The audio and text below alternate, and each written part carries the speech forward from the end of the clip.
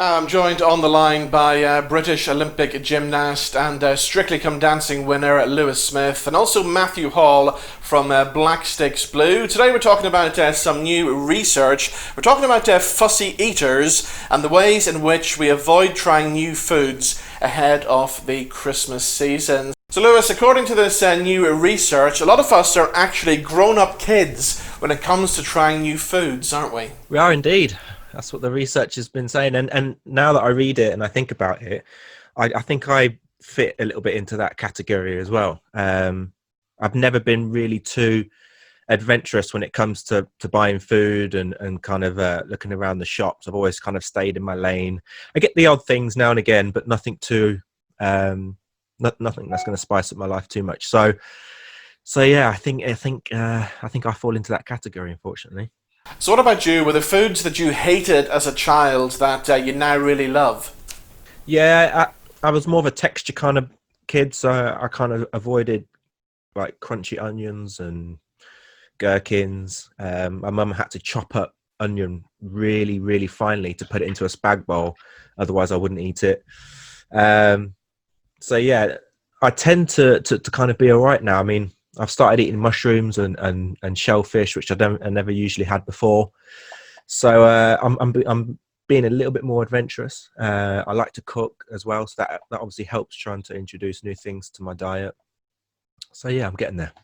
Now, I love the bit in the research that talks about people trying to hide foods that they really hate. 60% of UK adults admit they found a way to avoid trying new foods, including sneaking it into the bin, feeding it to the dog, or hiding it in a napkin. These are quite popular ways, aren't they?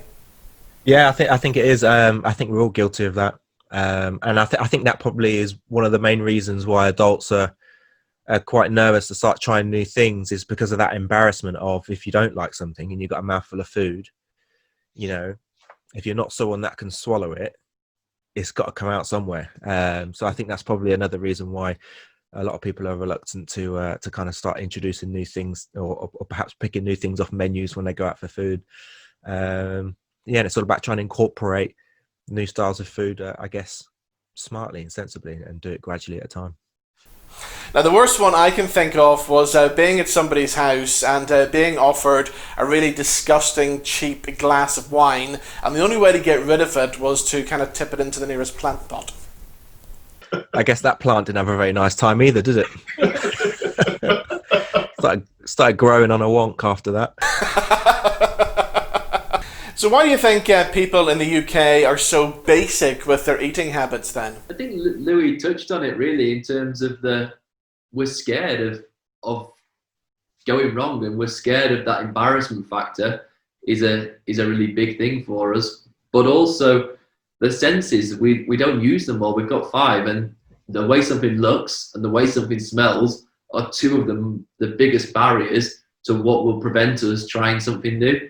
And if you think that you're eating something for its taste and its texture, the way it looks and the way it smells is kind of secondary to that. But those are the things that put us off from trying something new. And blue cheese is one of those areas that, it is quite scary. It's got blue veins in it. It's moldy.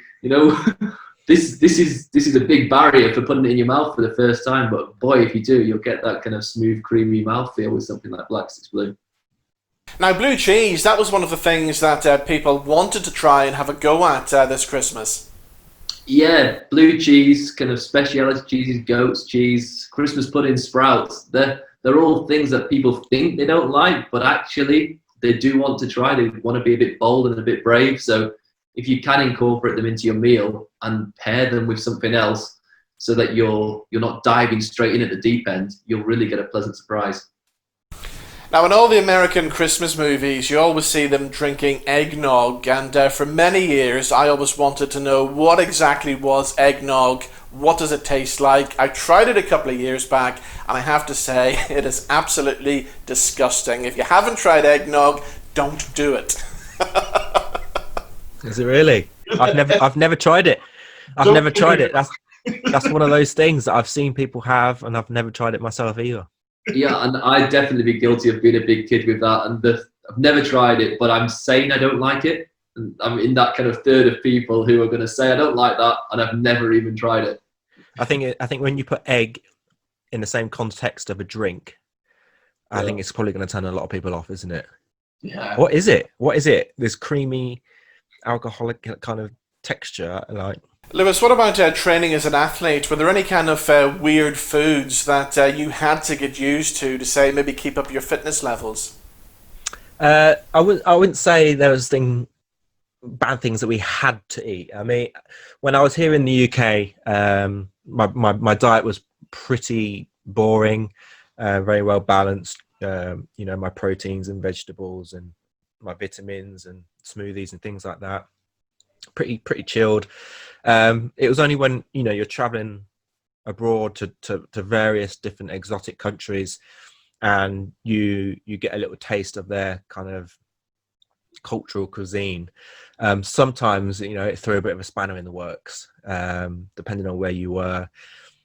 Singapore, China, Ukraine, they had some interesting different types of dishes and food.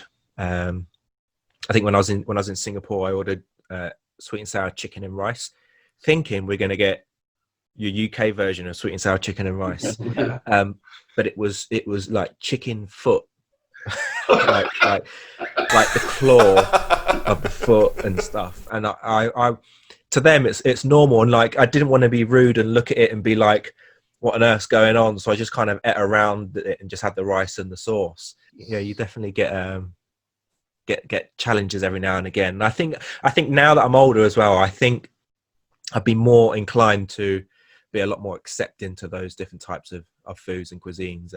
I think I'd probably look at it a bit differently as well. So Matthew, is there anything that you wouldn't have a go at? So until very recently, gherkins were my big one. Like I remember all my childhood, I pulled them off those fast food burgers, get rid, never even bothering to try them. And then last year I had them as a pickle for the first time. I thought, this is actually all right. I can deal with this. This is actually quite an enjoyable flavour to cut through something like a cheese. And I think that one of the things that our research found was that your taste buds don't mature until you're about 18 years old.